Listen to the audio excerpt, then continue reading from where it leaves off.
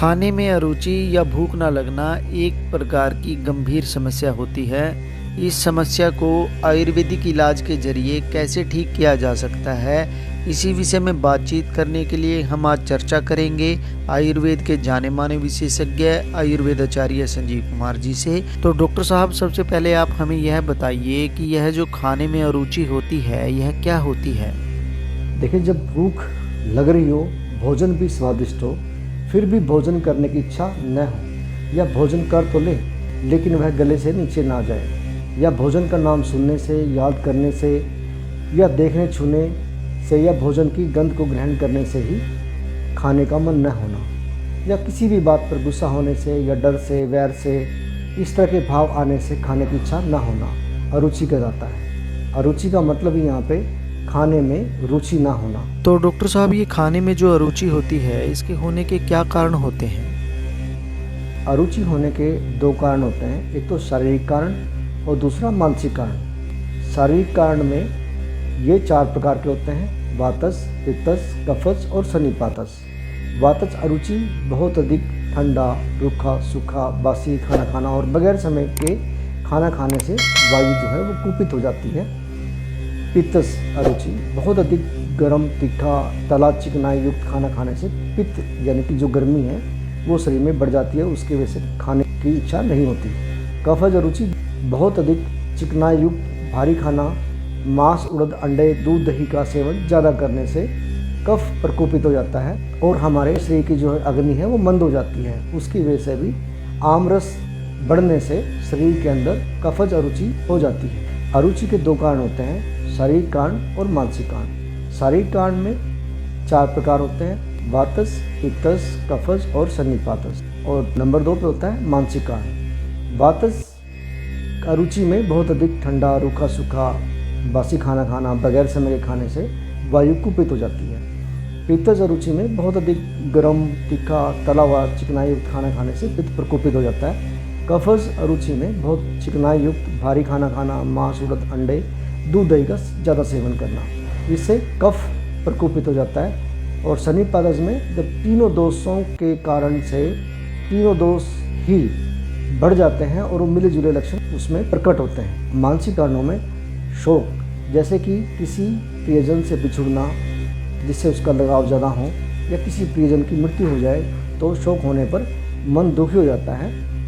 भय, किसी दुश्मन के डर से या किसी अनहोनी की आशंका से भी खाना खाने की इच्छा नहीं होती। लोभ, बहुत ज़्यादा भोजन करने से शरीर के अंदर एक आमरस की उत्पत्ति होती है और आमरस की वजह से हमारे शरीर में आलस्य आता है, तो उसकी वजह से भी खाने में अरुचि हो जाती है। या फिर कोई टारगेट अचीव करना है तो हम भूख को नज़रअंदाज कर देते हैं, या हमें खाने से ऐसी गंध आ रही होती है जिसे हम नापसंद करते हैं, या खाने की बनावट अच्छी ना हो, जैसे जला हुआ या अच्छी तरह से ना परोसा हुआ, या आसपास का वातावरण वो अच्छा ना हो।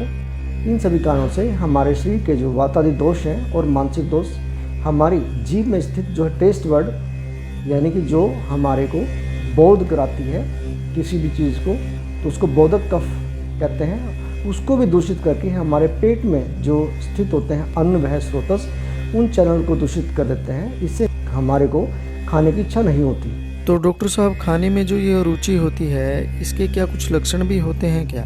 वातस अरुचि से हमारे मुंह का स्वाद जो कसैला रहता है, दांतों में खट्टापन और छाती में दर्द होता है।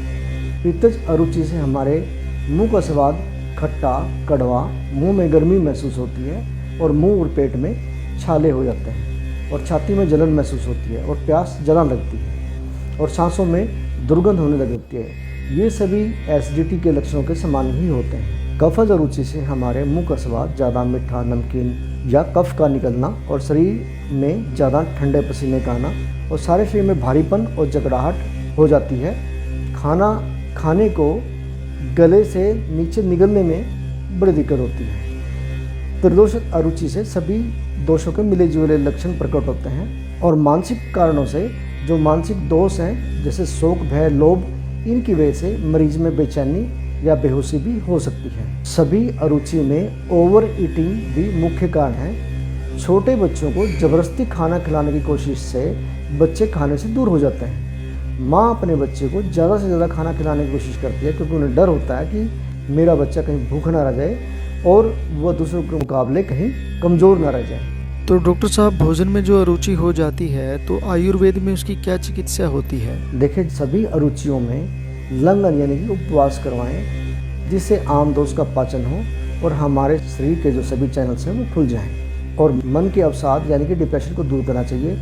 जैसे शोक, भय, चिंता, क्रोध को दूर करने के लिए पार्क या हिल एरिया पे जो मरीज़ को लेके जाएं, उसको अपनी हम उम्र के लोगों के साथ उठना बैठना मजाक करना चाहिए, मधुर संगीत सुनना चाहिए, मरीज़ को आश्वासन देना चाहिए कि अगर कोई इच्छित वस्तु उसको प्राप्त करने की इच्छा हो तो वो उसको दिलवा देनी चाहिए। मन को अच्छे लगने वाले रुचिकर भोजन करवाना चाहिए। मरीज़ को शांत साफ सुथरी जगह पर भोजन करना चाहिए, क्योंकि अन्न ही सभी प्राणियों का प्राण है और अन्न ही हमारे शरीर को पोषण देता है। एक ही प्रकार का भोजन करने से मन में खाने के प्रति अरुचि या ग्लानि हो सकती है, इसलिए खाना बदल बदल कर खाना चाहिए और उसमें जीरा, सौंफ, काली मिर्च, इमली इत्यादि का भी प्रयोग करना चाहिए, जिससे खाना रुचिकर लगे।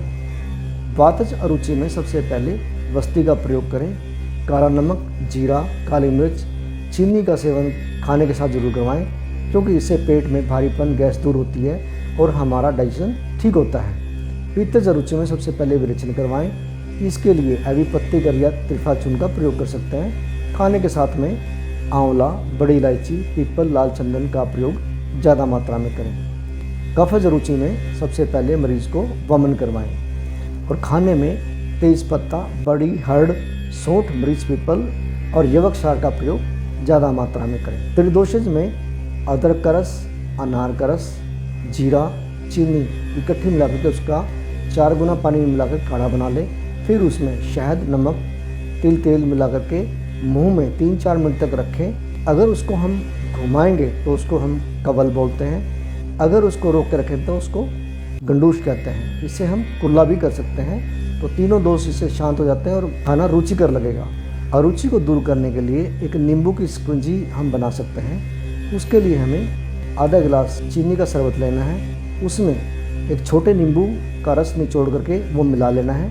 उसमें काली मिर्च का चूर्ण 2 से 3 ग्राम मिला करके उसे दिन में 3 से 4 बार पीना चाहिए। या फिर इमली को गुड़ के पानी में घोल करके उसमें दालचीनी, बड़ी इलायची और काली मिर्च का चूर्ण मिला करके पीने से या उसको मुंह में 2-3 मिनट तक रोक कर रखने से अरुचि दूर होती है। या भोजन से पूर्व छोटा अदरक का टुकड़ा लें, उसको शहद के साथ मिला करके चूसें। इससे भी हमारी पुरानी से पुरानी अरुचि दूर होती है। या अदरक का छोटा टुकड़ा सेंधा नमक में मिला करके उसको चूसने से भी अरुचि दूर हो जाती है। खाने के साथ हमें लहसुन आदि बटी 1-1 गोली दिन में 3 बार, लवण भास का चूर्ण 3 से 6 ग्राम सवेरे शाम गर्म पानी के साथ प्रयोग करना चाहिए। या हिंगवाष्टक चूर्ण 3 से 6 ग्राम सवेरे शाम गर्म पानी के साथ प्रयोग करने से आम दोष का पाचन होता है और भूख खुलकर लगती है। आयुर्वेद में एक बहुत ही अच्छा चूर्ण आता है जिसको दाढ़ी मास्टक चूर्ण कहते हैं। दाढ़ी मास्टक चूर्ण को 3 से 6 ग्राम की मात्रा में प्रयोग करने से भोजन में जो है रुचि